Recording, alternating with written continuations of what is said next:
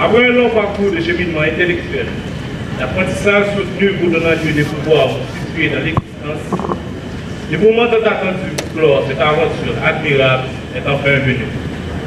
Beaucoup de souvenirs remontent de notre vie, car il s'agit d'une histoire profonde dans le cours de notre existence. Tant d'efforts, de soucis, de passion, de rêves pour créer cet idéal de pouvoir doter notre esprit d'une forte culture scientifique et technique pour nous faire devenir ingénieurs civils, ingénieurs en agronomie, ingénieurs en électromécanique et ingénieurs informatiques. Et maintenant, l'événement final de cette marche intelligible du savoir est en train d'être solennité. En outre, je suis souvent vous dire que je me réjouis d'être porte-parole et témoin de ces fastueux événements. Je vous formule mes vœux intenses et bienvenue dans le cercle fuité des professionnels. Ces années passées à l'UNASCO nous a permis d'acquérir des compétences d'apprentissage qui nous serviront toute notre vie. Nous a appris à penser de manière critique et à analyser les situations qui nous font face. Les données les plus récentes dont j'ai pris connaissance ce matin font état de plus de 1500 établissements scolaires obligés de fermer leurs portes à Croix-des-Bouquets, à Tabar, à Cité-Soleil, à Matisson, à Montabar. Qui paye cela? Nous devons un pays sans l'école, nous devons un pays sans l'hôpital, nous devons un pays sans business, sans entreprise, nous devons un pays sans artisans, sans professeur d'école, sans étudiants.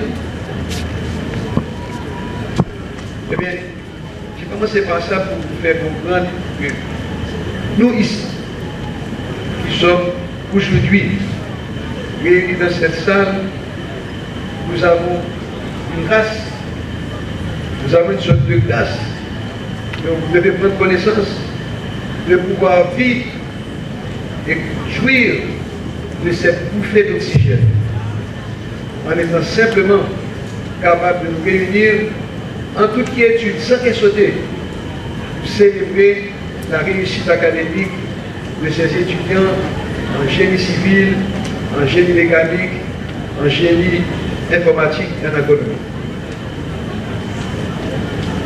Nous pourrions voir aussi cette célébration comme un acte de résistance.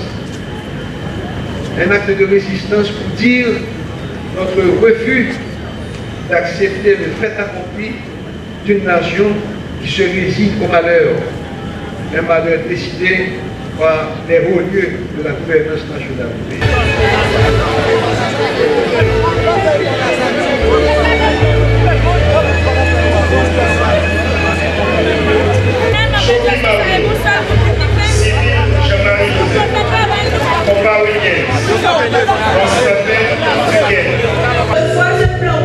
Avec honneur et fierté, je vous promets de le garder bien haut et toujours allumé pendant toute la durée du cycle d'études. Entre autres, vous pouvez partir avec la tête tranquille par cette noble tâche que vous venez de nous confier sera prise en sa plus grande considération. Merci.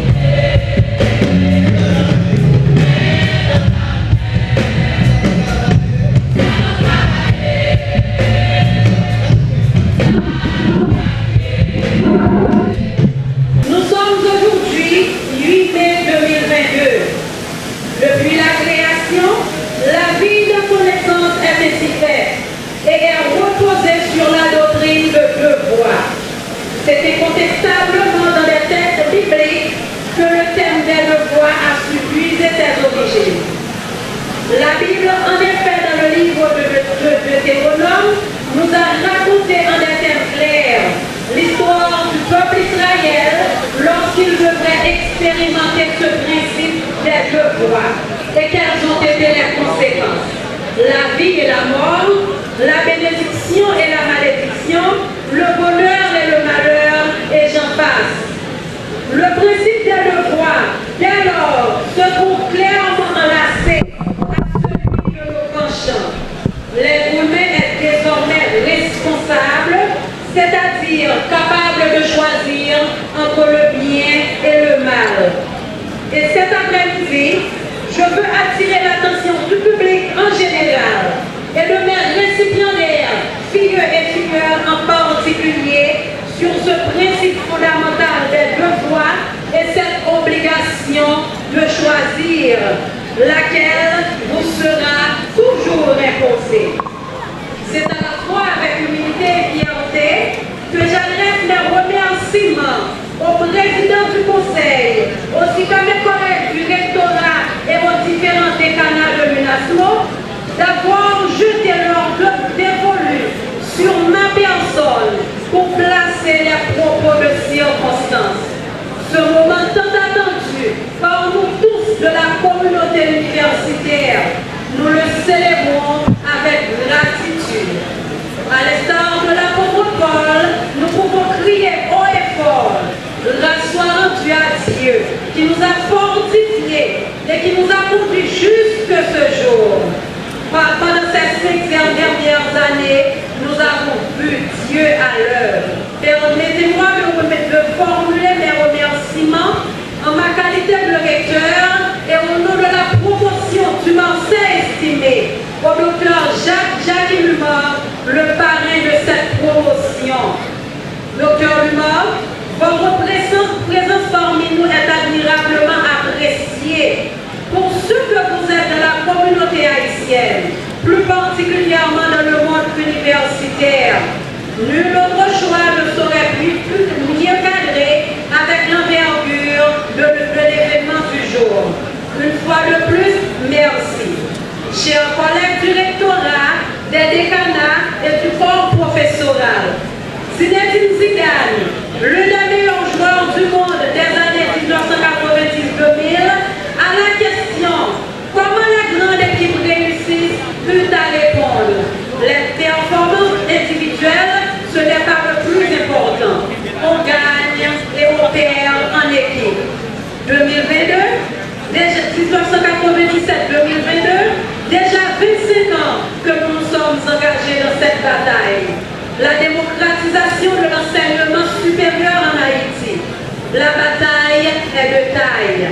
Les conditions sociales et politiques du pays décrivent sans embâche un contexte à la fois épineux et précaire.